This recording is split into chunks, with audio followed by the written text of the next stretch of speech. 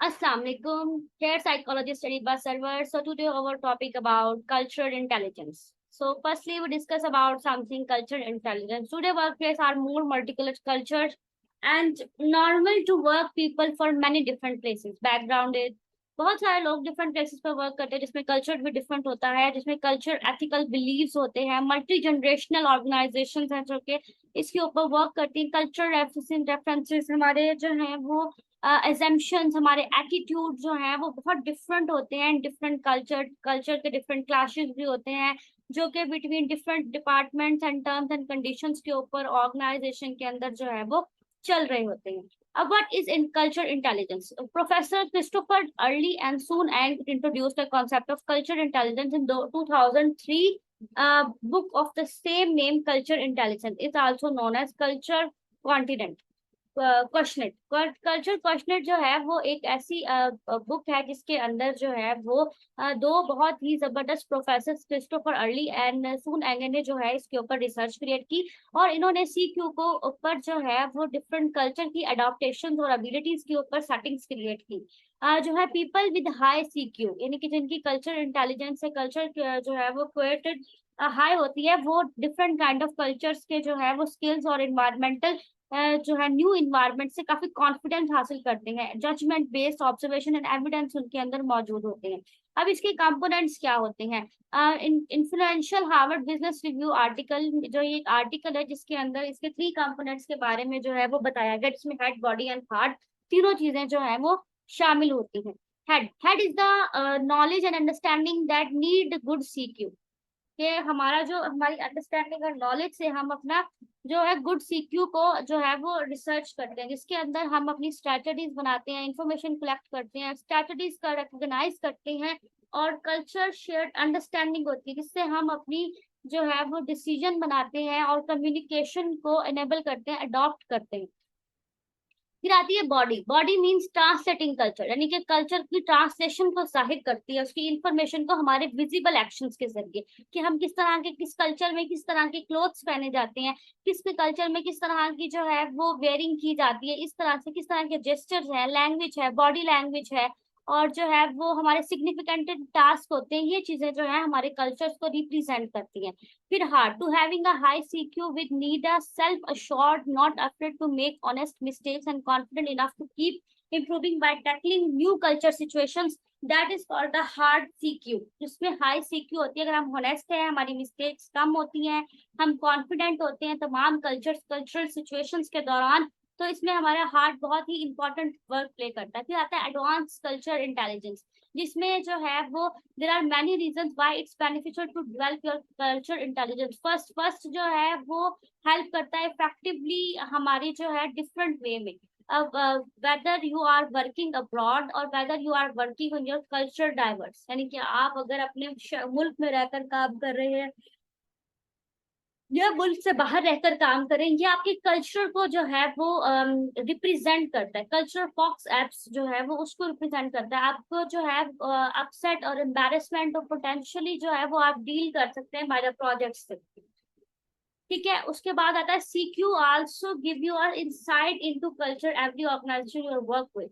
CQ जो है वो आपको इनसाइट, अपने अंदर के जो कल्चर आपके अंदर मौजूद होता है उससे अंडरस्टैंडिंग करने को, उसके एक्सपेक्टेशंस को, वैल्यूज के जरिए भी आप किसी भी वर्क प्लेस पर एक अच्छा रोल प्ले कर सकते हैं।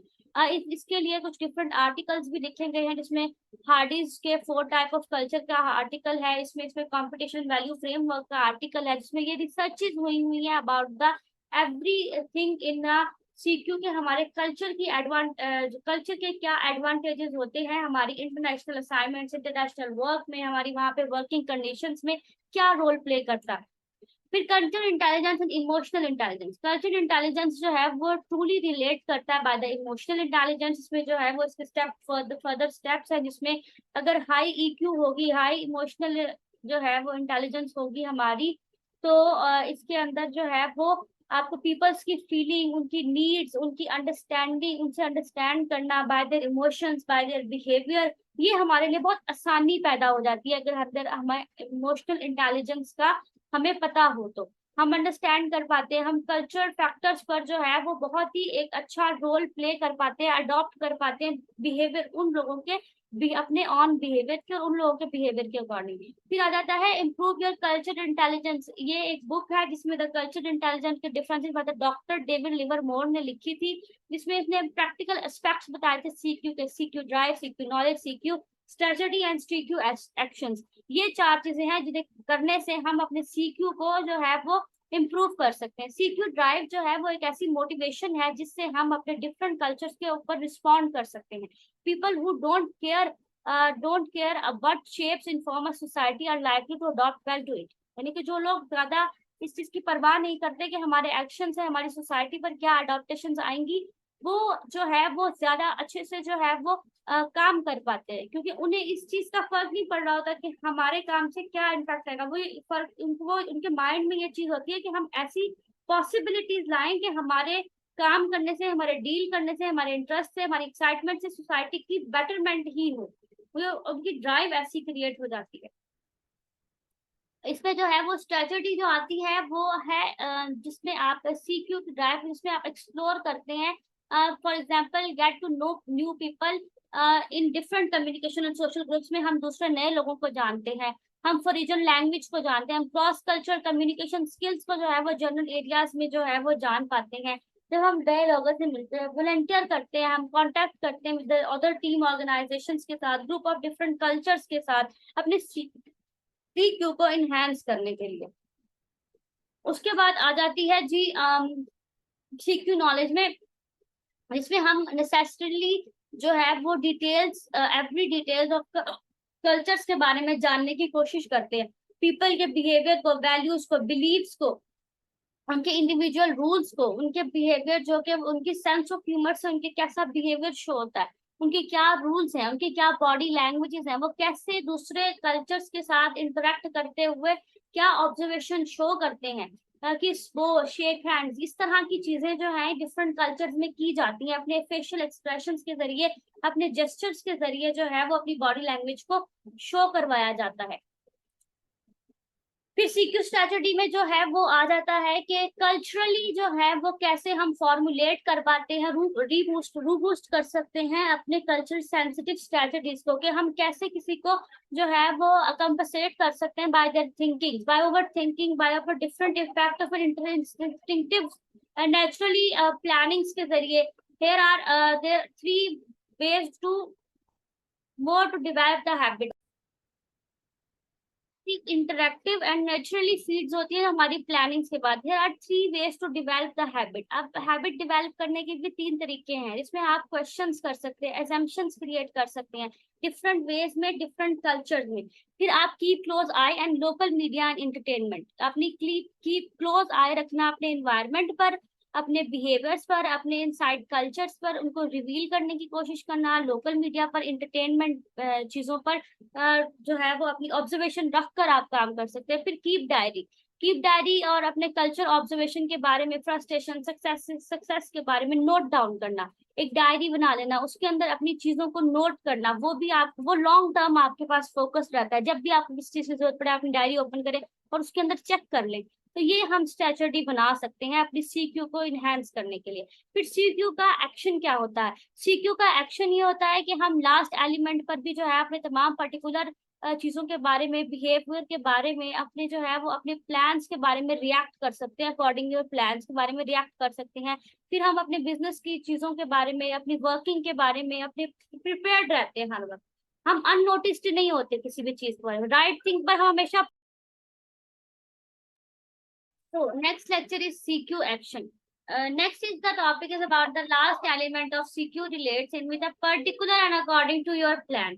ठीक है, ये इसमें ऐसा रिसर्च बेस्ड है जिसमें आपके कल्चर, आपकी वर्किंग, आपकी प्रिपरेशन जो होती है वो अननोटिस्ड नहीं होती। जब आप डायरी राइट करते हैं तो वो आपके नोटिस्ड में रहती है आपकी सारी चीजें। ठीक है, नेक्स्ट आ जाता है हमारा theories of intelligence. While some early research में सजेस्ट किया गया कि इंटेलिजेंस की जो है वो एबिलिटी सिंगल भी हो सकती है, जी फैक्टर भी हो सकती है, और जो है इसमें प्रपोज किया जाता है by the compasses of a range of skill and aptitudes पर। ठीक है, इसमें जो है वो आपकी ग्रैंडर मल्टीपल इंटेलिजेंस थ्योरी बनाई गई, जिसमें जो है वो कॉमन थ्योरी स्टडीज जिसमें क्रिएट की गई, जिसमें लर्निंग एंड इंटेलिजेंस जो है वो मल्टीपल इंटेलिजेंस के ऊपर, जी फैक्टर्स के ऊपर वर्क करता है। इसमें जो है वो ग्रैंडर ने प्रपोज किया था कि इंटेलिजेंस जो है वो 8 डिफरेंट बाइट्स ऑफ लिमिटेड, जिसमें good company, intelligence, linguistic, logical, psychologist, Harvard Gardner ने मैथमेटिकल, स्पैटियल, और इसमें इंटरपर्सनल बॉडीली जो है काइनेस्टिक, म्यूजिकल एंड नेचुरलिस्टिक चीजों को ज्वाइन करके ये ग्रेंडर मल्टीपल इंटेलिजेंस थ्योरी को जो है वो एक्सप्रेस किया था, जनरेट किया था इन अ सिंपल वे में। इसके बाद आती है स्टैनबर्ग की 3 टाइप्स इंटेलिजेंस थ्योरी में। स्टैनबर्ग की 3 टाइप इंटेलिजेंस थ्योरी जो है वो एनालिटिकल, क्रिएटिव एंड प्रैक्टिकल के ऊपर आकर जो है वो फाउंड करते हैं, जिसमें साइकोलॉजिस्ट रॉबर्ट स्टैनबर्ग था और ग्रैंडर था, जिन्होंने इसके ऊपर वर्क किया था। इन्होंने जो है वो स्टैनबर्ग जो insight of 8 elements of theory की बताया 3 टाइप्स इन लोगों ने शो की थी। इसमें क्रिटिक्स के ऊपर वर्क किया गया था, site of relativity and G factor in which predict the success combination. G factor success combination के फैक्टर्स को शो किया, जिसमें हमारे क्रेडिट्स होते हैं हमारी हाई अचीवमेंट्स के ऊपर, हमारी मल्टीपल इंटेलिजेंस की एग्जाम्पल आते हैं जो कंसीडर करती है किसी भी पिक्चर पर, और ह्यूमन इंटेलिजेंस के ऊपर। ठीक है, नेक्स्ट जो है वो एनालिटिकल इंटेलिजेंस वो होती है जिसके अंदर आपकी एकेडमिक इंटेलिजेंस जो है वो स्टैंडर्डाइज्ड टेस्ट के जरिए इवैल्यूएट की जाती है। क्रिएटिव इंटेलिजेंस वो होती है जो आपकी इनोवेशन पर जो है वो अडॉप्टेबिलिटी पर वर्क की जाती है। जैसे कि आप कोई आर्टिस्ट है, इसमें नॉट सिर्फ आर्टिस्ट इंक्लूड नहीं होते, बल्कि और भी बहुत सारे ऐसी चीजें, ऐसे मेंबर्स मीडियम के लोग इंक्लूड होते हैं जो न्यू इनोवेशन कर सकते हैं, जो नॉलेज से चीजों को अचीव कर सकते हैं और उन पर बेटर रिजल्ट ला सकते हैं। फिर प्रैक्टिकल इंटेलिजेंस हो जाती है। प्रैक्टिकल इंटेलिजेंस में इंसान जो है वो अपनी नॉलेज अर्न करता है by the experience of applied day life की चीजों पर अपना प्रैक्टिकल इंटेलिजेंस को एक्सपीरियंस करके फाइंड करता है in cheapest deal by the food plan. ठीक है, फिर इमोशनल इंटेलिजेंस जो है वो ऐसी टाइप है जो कि मेजर करती है किसी भी पर्सन की स्ट्रेंथ को, उसकी एबिलिटी को, उसके तमाम तर रिकग्नाइज इमोशंस को और दूसरी चीजों को। ठीक है, इमोशनल इंटेलिजेंस जो है वो फ्रेंड्स, कुलीग, ये इन चीजों के बारे में आपकी ज्यादा जानते होते हैं, क्योंकि वो आपके ज्यादा क्लोज होते हैं, क्योंकि आप उनसे ज्यादा सोशल सिचुएशन में सेल्फ कंपोज रहना, सेल्फ अवेयर रहना, डार्क मूड्स में आप कैसे मैनेज करते हैं, अपने रिवॉर्डिंग रिलेशनशिप्स के साथ आप कैसे मैनेज करते हैं, अपनी हाई स्कोर इमोशनल इमोशंस में आप कैसे जो है वो करते हैं, जो है वो इन चीजों के ऊपर कैसे आप बिलीव कर पाते हैं, इन चीजों के ऊपर जो है जब आप काम करते हैं तब आप जो है वो इन चीजों के बारे में नॉलेज इख्तियार कर पाते हैं। ये आपके कुलीग्स और आपके फ्रेंड्स इन चीजों के ऊपर ज्यादा फोकस करते हैं। उसके बाद आती जाती है इंटेलिजेंस, इमोशनल इंटेलिजेंस को साइकोलॉजी में क्या प्लेस दी गई है। ये एबिलिटी जो है इमोशनल इंटेलिजेंस वो डील करती है by the ability of understanding people की फीलिंग पर, उसके रिस्पॉन्स अप्रोप्रिएटली पर takes into account for different abilities के ऊपर वर्क करके शो करती है। इसमें परसीविंग, अंडरस्टैंडिंग और जो है मोर फैक्टर्स भी आते हैं, जिसकी हम आगे रीडिंग करेंगे, जो है वो इसकी मैं आपको डिटेल्स प्रोवाइड करूंगी कि जो है वो परसीविंग एक ऐसी एबिलिटी है जो एक्यूरेटली रिकॉग्नाइज करती है by the emotions of the over self and others, अपने भी इमोशंस पर और दूसरों के इमोशंस पर भी। इसमें जो है एक having this ability to being able to accurately identify the scope of emotion in the piece of music and a literally work or film। इन सब चीजों को मतलब अगर कोई हम म्यूजिक सुन रहे हैं उसमें हमारे उसके रिलेटेड हमारे कुछ जो है वो हमारे क्या उसके अंदर इमोशंस हैं, या उस मूवी या उस फिल्म के अंदर क्या इमोशंस हैं, तो ये चीजें जो हैं वो हमारी शो करवाती है हमारी परसीविंग को, हमारे उस चीज को लेने को। और उसके बाद जो आती है वो आती है अंडरस्टैंडिंग। अंडरस्टैंडिंग मीन वो है प्रिडिक्टिंग इमोशंस, कि हम किसी को देखकर उसके इमोशंस को कैसे प्रिडिक्ट कर सकते हैं, कैसे हम अपनी डायनामिक रिलेशनशिप्स को, उनकी नॉलेज को लेकर हम कैसे अंडरस्टैंड करते हैं किसी भी पर्सन के साथ इमोशनल रिएक्शन को, पर्सनल हिस्ट्री को, पर्सनालिटी को चीजों को लेकर चल सकते हैं।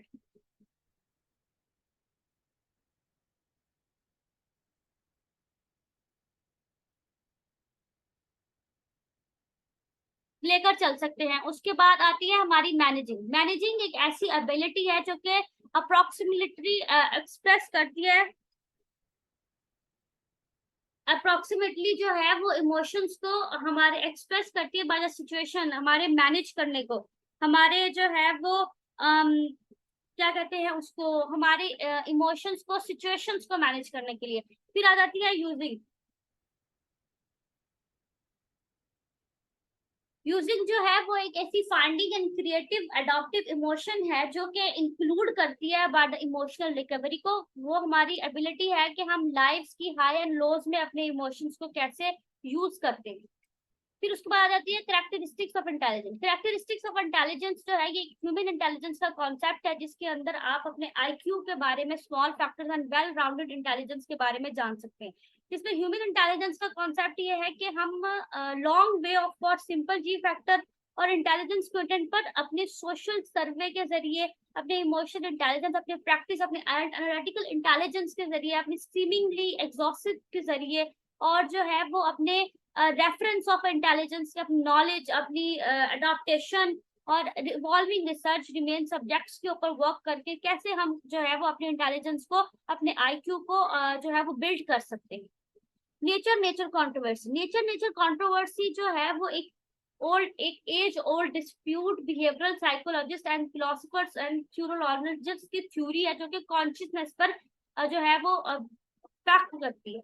इसमें जो है वो इन्वायरमेंटिस्टिक और हिपोक्रेट्स और बॉडीली फ्लूइड्स, ह्यूमर्स और भी बहुत सारे जो है वो क्लासिफाइड पर्सनालिटीज को रिलेट करके जो है वो चीजों को 4 टाइप ऑफ ह्यूमर्स में जो है वो कन्वर्ट किया था। इसमें क्लोरिक आ जाता है, हॉट टेम्पर्ड आ जाता है और सर्जेनिक आ जाता है। ये नेचर टू नेचर कंट्रोवर्सी है जिसमें इंटेलिजेंस अक्रॉस कल्चर्स ये एक अफ्रीकन एंड एशियन जो है वो नॉन वेस्टर्न कल्चर्स के ऊपर जो है वो आइडियाज है, इंटेलिजेंस है, फंडामेंटलिटी बनाई हुई है, शेप्ड की हुई है कि वेस्टर्न कल्चर कैसा होता है, वेस्टर्न कल्चर के पीपल की इंटेलिजेंस क्या होती है, नॉन वेस्टर्न कल्चर पीपल्स की इंटेलिजेंस में क्या फर्क होता है, अमेरिकन कल्चर्स के जो है इंटेलिजेंस में क्या फर्क होता है। इन सब में क्योंकि हर पर्सन की एजुकेशन डिफरेंट है, एजुकेशन की स्टाइल डिफरेंट है, बॉडीली लैंग्वेज डिफरेंट है, एक्सप्रेशन डिफरेंट है, सेंसिटिवनेस डिफरेंस है। Research of culture differences are, ये एक ऐसी जो हमें मेजर चैलेंजेस फेस करने में हमारी हेल्प करती है,